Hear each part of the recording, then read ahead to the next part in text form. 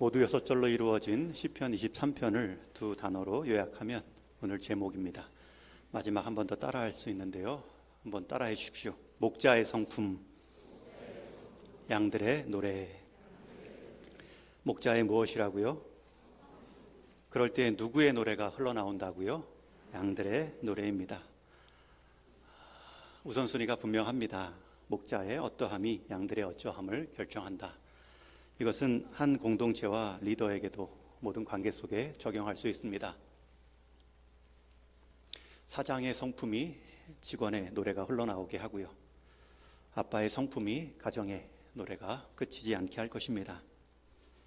우리는 지난 한 주 국가 공동체의 최고 통치자의 중요성을 온몸으로 뼈저리게 느꼈습니다.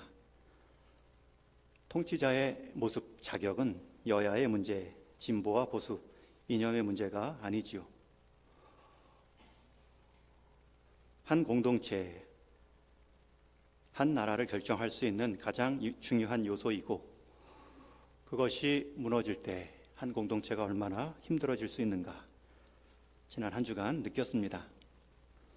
분명히 국가의 위상, 국민의 자존감에 큰 상처를 주었고, 그 내상은 아직도 진행 중에 있습니다. 흔히들 국민의 힘을, 국민의 능력을 배를 띄울 수 있는 바다와 같다 비유합니다. 바다는 배를 띄워 항해하게 할 수도 있지만 동시에 바다는 배를 뒤집어 침몰시킬 수도 있다는 비유이죠. 중요한 것은 바다가 배를 위해 존재하는 것이 아니라 배가 바닷물의 흐름과 상황을 살피며 지나가는 것입니다. 특별히 앞으로 저와 여러분, 우리 지도자들을 위해, 나라의 미래를 위해 기도할 때입니다. 우리가 기도하지 않으면 기도할 제목을 더 많이 주시는 하나님의 모습처럼 여겨집니다. 기도하실 때입니다. 우리가 흔히 또 작은 가족 공동체를 부를 때 식구라는 말을 쓰지요. 먹을 식자, 입구자, 함께 한솥밥을 먹는 사이라는 뜻입니다. 함께 먹는 행동으로 가족 공동체를 표현했다라는 것은 이 먹는 행위가 얼마나 중요한지를 보여줍니다. 찬송가 559장 가정의 달에 자주 부르는 사철의 봄바람 불어있고, 그 찬송의 3절을 보면 아침과 저녁에 수고하여 다 같이 일하는 온 식구가 한 상에 둘러서 먹고 마셔 여기가 우리의 낙원이라. 주일 오전 예배 마치면 교회에서 식사 제공을 합니다.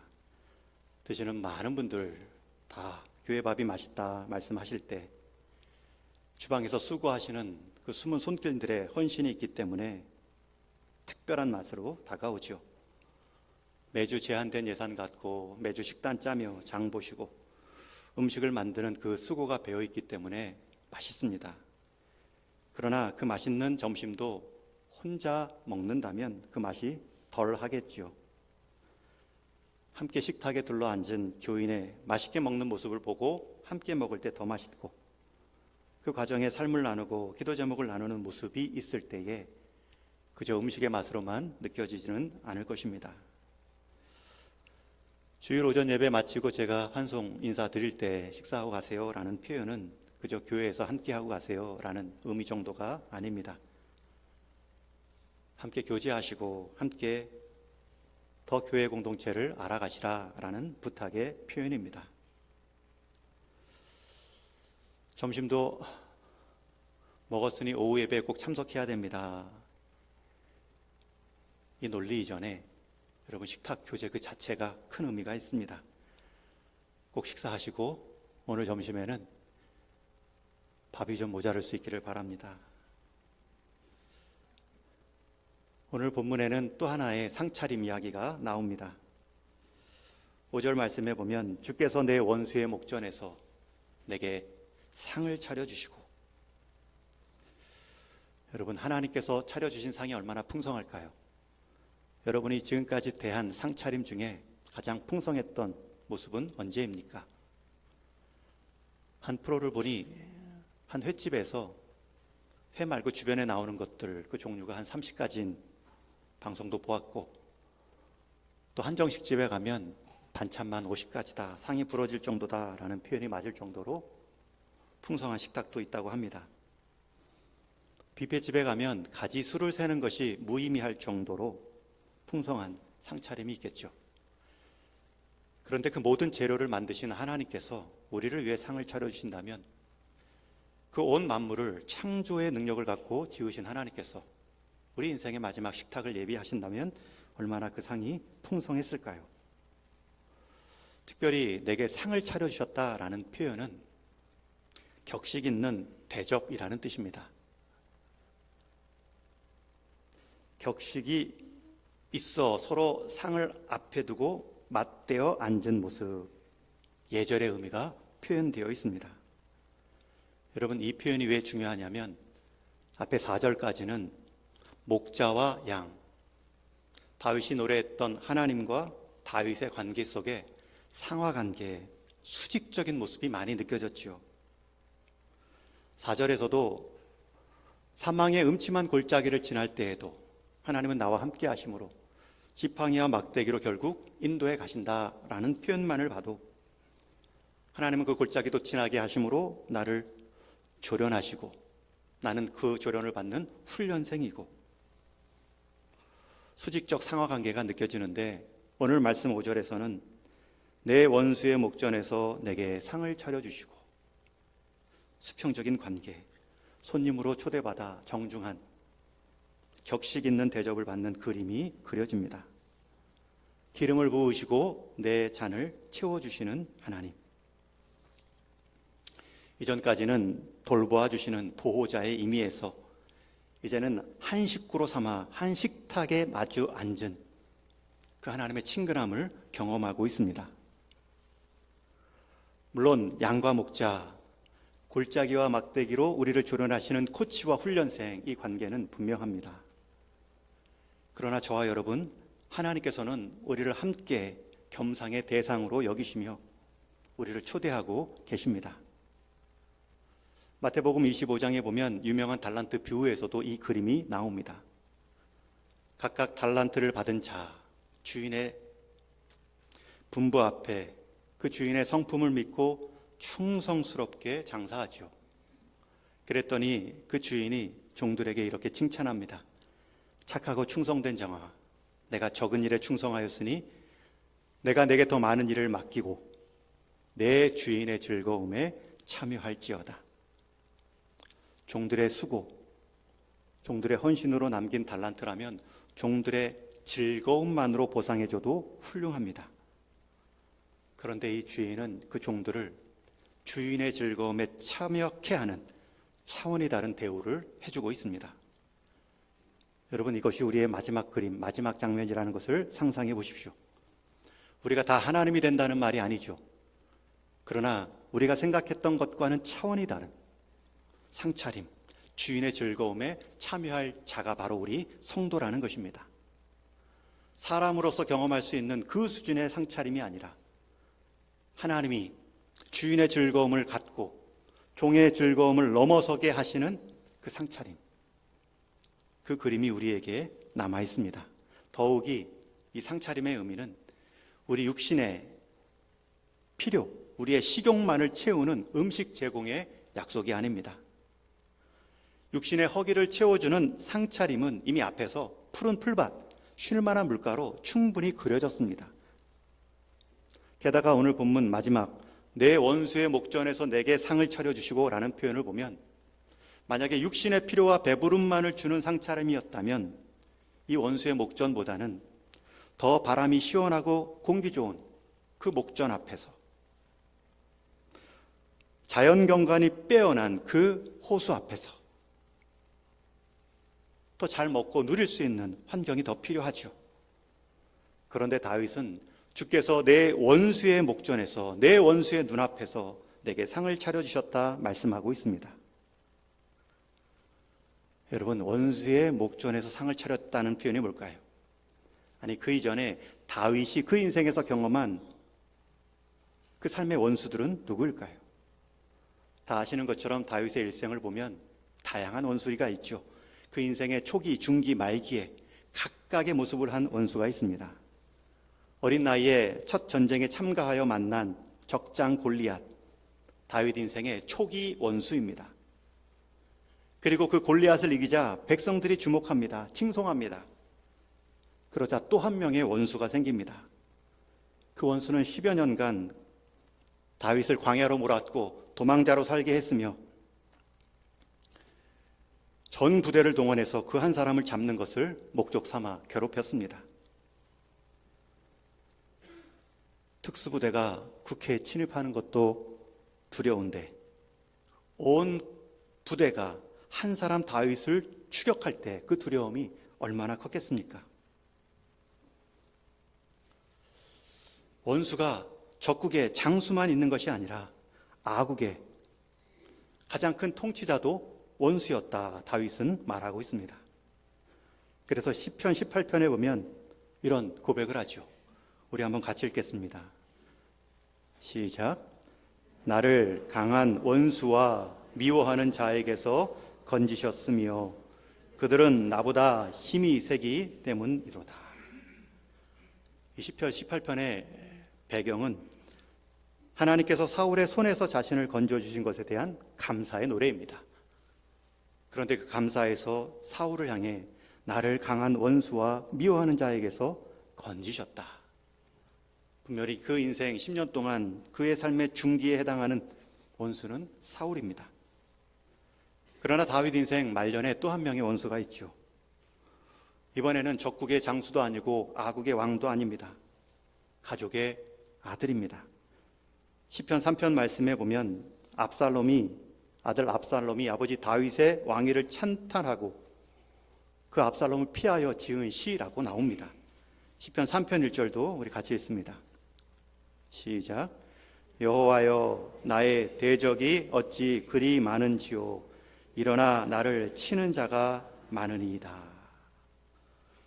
이렇게 다윗의 인생에서는 전기, 중기, 후기, 전반기의 골리앗, 중반기의 사울, 후반기의 아들 압살롬 등 각각의 역할을, 각각의 권한을 가진 원수들이 등장합니다. 적국의 원수도 있고 아국의 원수도 있고 집안의 원수도 있었습니다. 그 인생 전반기, 후반기뿐만 아니라 다양한 사람들이 원수였습니다. 믿지 못할 원수도 있지만 믿었던 원수도 있고요. 나를 반대했던 원수도 있지만 나를 도왔던 원수도 있습니다. 또 원수는 집 밖에만 있는 것이 아니라 집 안에도 있음을 다윗은 경험했습니다. 여러분, 그것이 우리 인생입니다. 그러나 다윗은 말하죠. 인생의 전반, 중반, 후반의 모든 위협적 상황과 사람 앞에서도 하나님은 능히 나의 안전을 지키셨고 그들 앞에서도 편안하게 식탁을 대할 수 있는 평안을 주셨다. 여러분, 하나님은 우리 인생 육신의 식탁만이 아니라 우리 인생에 하나님의 편자로서의, 하나님의 편에 선 모습으로서의 안전을 끝까지 지키시는 분이십니다. 저와 여러분의 마지막 상차림은 승리의 상차림일 것입니다. 그러니 이 땅에서 그 하나님 때문에 내가 잠시 참는다 해도, 그 하나님 때문에 내가 잠시 도망치는 모습이다 할지라도, 심지어 하나님 때문에 내가 보는 손해가 있다 할지라도 그것 때문에 너무나 상심하여 주저앉지 마십시오. 하나님은 우리의 고통과 아픔을 지금도 헤아리시고 하나님의 때가 되어 반드시 그분의 선함과 공의로움을 드러내시기 때문입니다. 여러분, 이것이 우리의 자리이자 우리의 자존감의 근거입니다. 우리의 자리가 이러한 자리구나, 하나님이 우리를 이런 상황 속에서 이런 모습의 대우를 해주시는구나 알면 우리는 세상의 자리에 어떠함에 마음 빼앗기지 않습니다. 여러분, 세상 좋은 자리 차지하다가 하나님이 예비해 놓으신 이 자존감의 최종적 자리를 놓치거나 포기하는 어리석음 택하시면 안 됩니다. 주기적으로 원수 앞에서 상 차려주실 하나님 확인하시고 스스로를 격려하셔야 됩니다. 특별히 상 차려주실 때 기름을 내 머리에 부으시고 내 잔을 채워주시고 라는 표현은 구약에서의 기름은 택한 사람, 기름 부은 세 직분의 사람을 의미하죠. 왕, 제사장, 선지자, 다 하나님이 구별하였고 선택하여 쓰신 세움받은 사람입니다. 신약에서도 이 기름 붓다라는 표현은 융숭한 대접, 존귀한 자의 인정을 의미합니다. 마가복음 14장에 보면 예수님이 이 기름 부음 받은 적이 있습니다. 베다니 시몬의 집에 있을 때 한 여자가 매우 값진 향유 순전한 나드 한 옥합을 가지고 와 예수님의 머리부터 못깃을 스치며 발 아래까지 적시웁니다. 예수님의 존귀함을 알아본, 예수님의 성품을 알아본 그 믿음의 여인의 반응입니다. 식사 가운데 음식의 향보다 그 기름의 향이 온 집안을 가득 채웁니다. 예수님은 그 행동을 통해 복음이 전해지는 곳마다 이 여인의 행동을 함께 말하라, 복음에 마땅한 반응, 복음을 경험한 자의 마땅한 모습으로 예수님은 사용하셨습니다. 여러분, 지금 다윗이 말하는 하나님의 상 차려주심의 의미가 이렇게 풍성합니다. 하나님이 손수 베푸신 식탁에 음식 가짓수가 중요한 것이 아니죠. 하나님과 겸상하여 각별하고도 융숭한 대접을 받는 존귀한 자의 자리가 내 자리이다. 여러분, 이거 일깨움 받으러 오늘 예배 드리는 것입니다. 예배 드리는데 이 예배를 통해 세상에 내 한 자리 주십시오. 그 자리 못 얻은 것 때문에 하나님이 우리에게 주신 영원한 이 상급의 자리를 다 놓치고 세상 자리 얻으려고 세상 방법 따라 살다가 세상 함께 망할 때 망하는 모습이 아니라 그 세상 속에서도 이 구별된 존귀한 자리가 있구나, 이것을 일깨움 받고 살아가는 것이 저와 여러분들의 자존감입니다. 1920년대에 미국에 유명했던 보석 도둑이 있습니다. 아더벨이라는 그 보석 도둑은 강도짓을 하다가 결국은 세 발의 총에 맞아 그제서야 잡힙니다. 많은 사람들이 주목했고 판결은 18년간의 긴 감옥 생활이었습니다. 그런데 추록한 이후의 삶은 변화되었습니다. 모범적인 시민이 되었고 제향군인의 회장도 맡습니다. 훗날 한 신문기자가 고향으로 돌아온 그에게 묻습니다. 당신이 보석 강도였을 때 가장 많이 훔쳤던 것은 무엇입니까? 어느 집이 가장 큰 손해를 보았습니까? 그러자 그가 대답합니다. 나에게 가장 많이 도난 당한 사람은 바로 내 자신입니다. 저는 제 인생에 제 시간을 가장 많이 훔쳤습니다. 내 능력, 내 노력, 내 주어진 소중한 시간을 내가 잘못 훔쳐 너무 허무하게 써버렸다는 표현이겠죠. 만약 우리가 하나님께서 아들 그리스도를 통하여서 우리에게 주신 그 존귀한 자리를 우리가 스스로 도둑 맞으면, 우리가 스스로 귀함과 가치를 모르고 살아간다면 가장 큰 피해자는 우리입니다. 다윗의 자존감은 하늘을 찌른 정도가 아니라 다윗의 자존감은 하늘에 계신 하나님께서 나를 부르시고 내 인생의 목자 되어 주셨고 내게 상을 베풀어 주신다는 그 하늘 너머의 자존감이었습니다. 여러분, 우리가 예수님 믿으려면 이 땅에 한 자리 얻는 데 있어서 내 신앙 하나님 이용하는 것이 아니라 이 땅의 신앙의 자리가, 이 땅의 세상의 자리가 어떠할지라도 하나님께서 나를 그리스도 안에서 놓으신 그 자리가 얼마나 존귀한지를 알면 마지막 하나님 앞에서 하나님과 겸상하여 서게 될 그 하나님의 그림을 그릴 수 있다면 우리의 삶이 분명히 달라질 것입니다. 10년에 20년에 30년의 신앙생활을 해도 변화없는 삶이라면, 그 마지막 날의 그림에 대한 소망이 없다면 남은 시간들의 신앙의 의미, 목적이 무엇이겠습니까? 다윗은 지금까지 경험한 그 하나님을 앞으로도 다짐하는 내용을 6절에 이렇게 표현하죠. 우리 6절은 같이 읽겠습니다. 시작. 내 평생의 선하심과 인자하심이 반드시 나를 따르리니 내가 여호와의 집에 영원히 살리로다. 이 마지막 절에서는 고백이 다짐으로 끝나고 있습니다. 그 고백과 다짐의 내용이 예수님의 하나님의 성품이죠. 선하심과 인자하심이 반드시 나를 따르리니. 여러분, 이 따른다라는 표현은 다윗에게 굉장히 불편한 단어입니다. 왜냐하면 다윗은 지금까지 수많은 추격자, 자기를 죽이려는 따르는 자들을 경험했기 때문입니다. 그런데 다윗은 또 말합니다. 그 수많은 사울의 추격대뿐만 아니라 하나님의 선하심과 인자하심도 내 인생을 따라왔구나. 여러분, 지금까지의 인생을 돌아봤을 때 지금까지 가장 많이 따라온 것은 무엇이고 앞으로 남은 인생 가운데 가장 무엇이 여러분들의 삶을 따라오기를 원하십니까? 내 평생에, 그래도 내가 평생에 살 집안화는 따라와야죠. 하나님 부르시기 전에 마지막 고통 없이 하나님께 배울 적당한 건강도 따라와야 되죠. 관계 안에서의 행복과 존중, 적당한 직장과 또 내 삶의 취미의 즐거움도 따라오게 해주십시오. 구할 수 있습니다. 그러나 다윗은 말합니다. 그 구한 것들 중에 하나님의 성품이 따라오기를 구하지 않으면 그것이 얼마나 부실해질 수 있는지, 하나님의 이 신실한 나를 향한 성품에 기대어 내가 인생 기초를 놓지 않을 때에 내 삶이 얼마나 허망할 수 있는지를 다윗은 말하고 있습니다. 특별히 다윗의 말이라면 잘 들어봐야 됩니다. 왜냐하면 그는 가장 미천한 목동과 가장 높은 왕직의 자리를 둘 다 경험한 사람입니다. 그 인생 폭이 엄청난 사람입니다. 인생의 영혼의 깊은 수렁과 부귀를 동시에 누려본 사람입니다.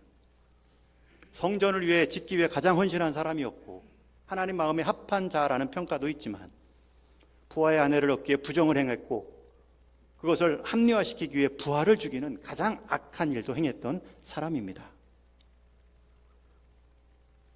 그 삶의 스펙트럼이 넓은 다윗이 말하죠. 내 평생의 가장 든든한 삶의 기초는 나를 향한 하나님의 성품, 선하심과 인자하심이다.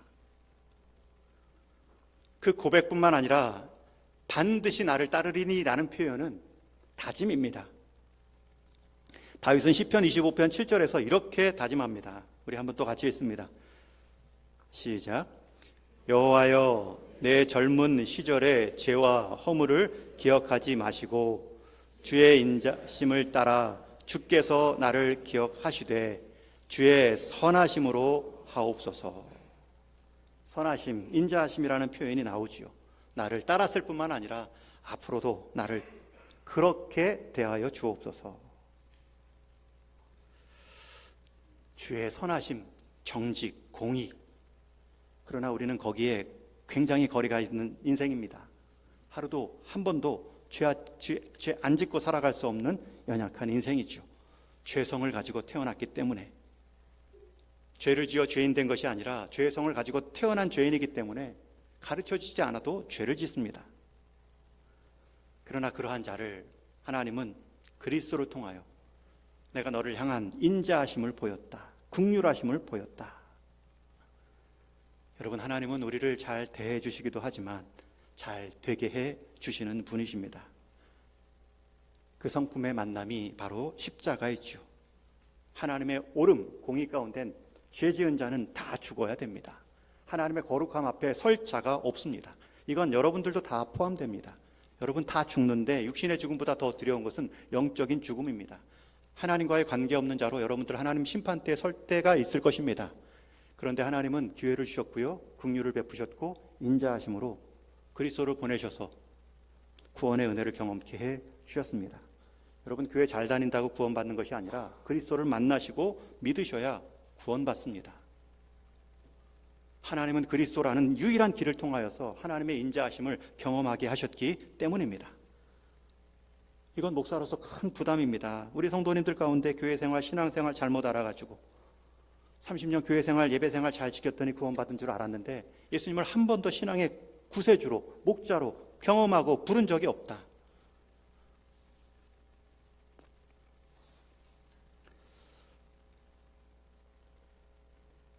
주의 인자하심과 성실하심의 만남의 자리가 십자가입니다. 다윗은 지금 평생에 나를 따랐고 또 내가 따르겠다라는 고백과 다짐을 6절의 마지막 표현으로 말씀을 맺고 있습니다. 특별히 하나님의 그 성실하심, 그 인자하심이 다윗은 내 청년의 때에, 내 왕좌의 자리에 있을 때, 내 신앙의 전성기 때에, 성령 충만할 때라고만 말하지 않습니다. 내 평생에 그렇게 따라왔다. 이 말은 하나님은 우리가 성령 충만할 때마다 우리와 함께 하시는 것이 아니라 꼴보기 싫고 자격 없는 모습들로 뒹굴어 다녀도 하나님의 성품, 그 인자하심과 성실하심으로 우리를 추격하셨다는 것입니다. 지금까지 평생에라는 말은 하나님과 연결된 시간인데 그것은 앞으로도 하나님과 연결되고 싶다라는 고백의 내용입니다. 하나님은 우리가 성령 충만할 때도 우리 인생 목자 되시는 것을 기뻐하시지만 흑암 같은 깊은 수렁에 빠져 허우적일 때도 하나님에 대한 감이 사라질 때에도 하나님은 하나님이 우리 인생 주인 되시고 목자 되어주시기를 부끄러워하지 않는 분이십니다. 이것이 나를 따라왔다, 다윗은 말하고 있습니다. 그러기에 우리 역시 내가 성공할 때뿐만 나의 하나님이라 말할 것이 아니라 내가 실패해도 사망의 골짜기를 지난다 해도 나의 하나님이라 노래할 수 있습니다. 왜냐하면 나를 향한 그분의 성품은 지금도 바뀌지 않기 때문입니다. 내가 젊었을 때만 나의 하나님이라 부를 것이 아니라 내가 나이가 들수록 나의 하나님이라 더 깊이, 더 풍성하게 노래할 수 있습니다. 왜요? 하나님의 성품은 내 일생, 노년을 넘어선 영생의 성품이시기 때문입니다. 그러기에 6절의 마지막 마무리는 참 멋진 마무리입니다. 고백과 함께 다짐이 있기 때문입니다.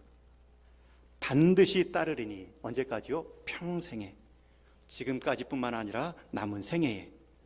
여러분, 이 반드시 따른다라는 표현은 고백뿐만 아니라 앞으로 그렇게 되기를 원한다는 갈망의 표현입니다. 여러분, 하나님 나라가 반드시 이 땅에 임합니다 라는 말, 우리 주님이 반드시 다시 심판주로 오십니다.